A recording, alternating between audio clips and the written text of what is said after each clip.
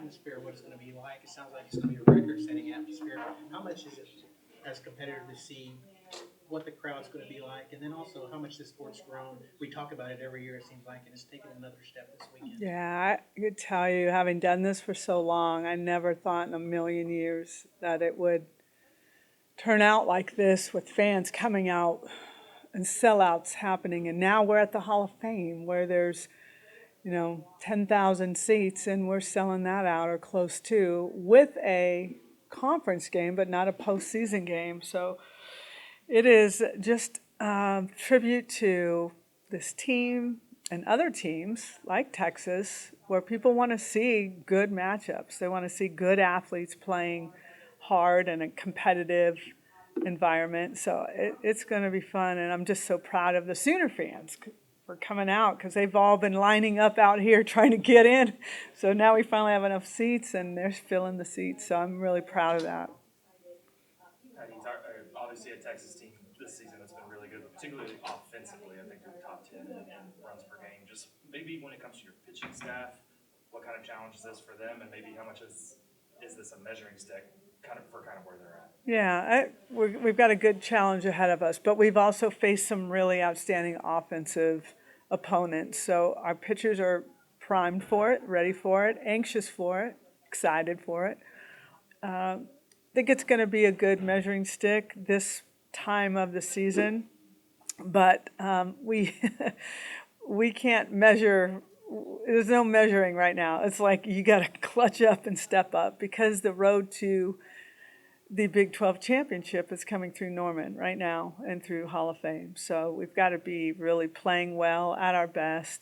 And one thing about Texas, they always make us better every time we play them. They are aggressive on the base pass. They move quickly. They're strong. They're well coached. I mean, there's a lot to bring to the table.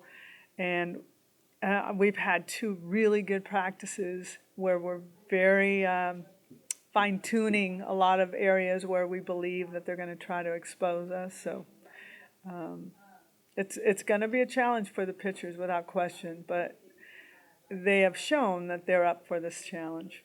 Patty, what did you think of your team's performance against Iowa State? I wasn't happy with our first game at all, and we talked a little bit about that. It was more of a, all right, Sooners are coming into, just this little bit of an attitude of, we're here. And we had a good conversation about it, and they came back and understood the importance of not having those types of approaches or, when things, I need leadership. I need people to step forward and say, this is not where we're going. This is not good enough. And so we had some really good discussions about hard work and blue collar and what's at stake. I mean, Iowa State is a good team, and their record may not show it, but I know better. And so the response was good. The next two games I felt very good about. They responded on the spot.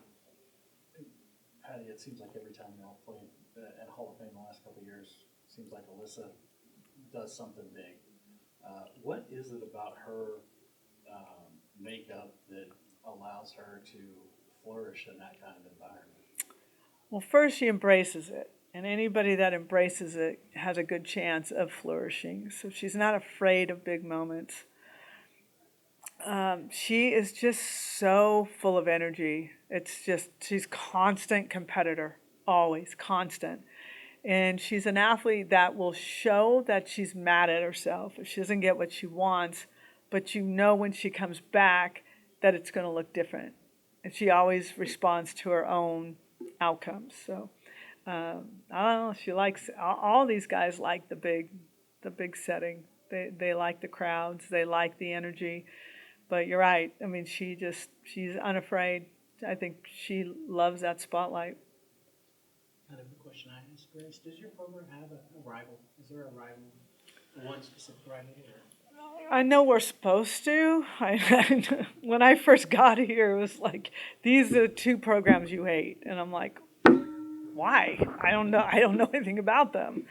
So, no, not really. I mean, we know battles that are coming, but we don't look at it like, ew, yuck, we hate. We don't do that. I think that's the beauty of this program, is that we put value on any team that we play. And again, we want to play our best. We know the importance of it. So there are a few teams we've had a little bit of chippiness with, but not to the point of all out war. We don't play our game that way.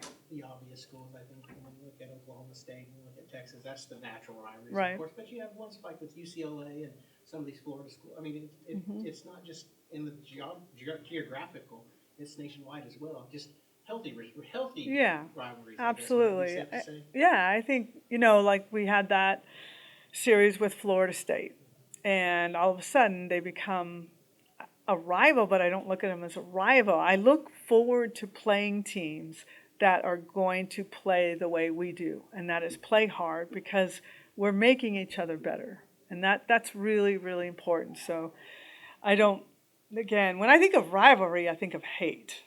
And I don't know if that's the right way to think of it. But so if that's how it is described, then we don't have rivals. Patty, Texas, this is a different Texas team from what you guys faced last year. Did you guys kind of get into them a little bit more? How different are they from last year's team? They've got new leadership. I mean, they lost two really couple important players, and Jefferson was kind of the staple of their infield and their offense, as Mary Iacopo. So, young freshman, very talented. Four pitchers that have thrown really strong innings that give you all kinds of different looks. I mean, we're out here trying to really measure ourselves up against a lefty, 70 miles an hour, hard in on left-handed hitters, hard in on right-handed hitters. I mean, we've got to be able to cover the plate. So pitching is a good, strong point for them. They've got some good speed. They try to create a little bit of chaos on an infield or an outfield. They'll keep running. I mean, they're not afraid to be very aggressive. So I think the style is the same. The makeup just looks a little bit different, but their numbers look like they haven't missed a beat. And Pat, you talk about that, the pitching depth there. I think there's a point in maybe it's the first Iowa State game where they pulled their pitcher pretty quick there. Have you seen teams change their approach to you all in particular? To whether it's to try to just mix things up more and give y'all more looks than they normally would maybe? If they do, it's because it's not working very well. So it's like, okay, we got to see what's next. Iowa State was quite different. It was like I throw to three hitters and then I'm pulling you out, and then you're coming in, you're throwing to the next.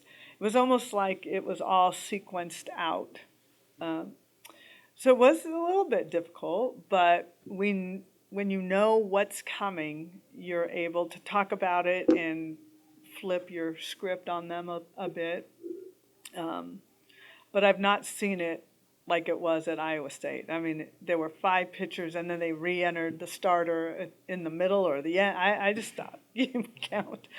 But I think it's hard sometimes for a defense to play behind a pitcher when they keep coming in and out like that.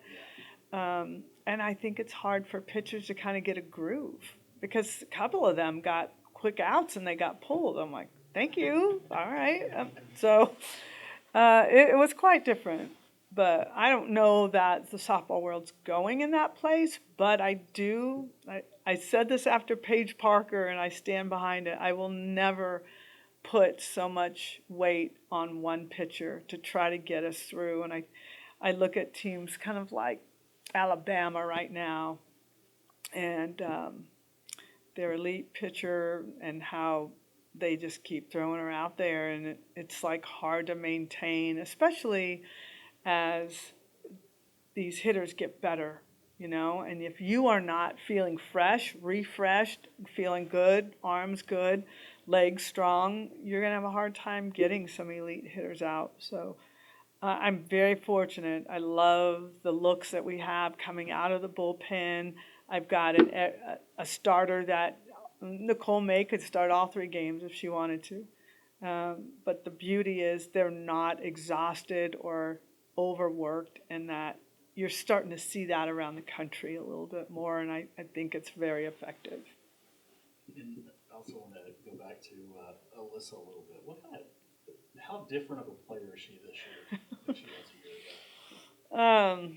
She's extremely confident. I think she's just that fierce. You know, it takes a different kind of player to play third base. You have a different style about you, and she's just real gritty. She's real gritty. She's very prideful. She does not like mistakes.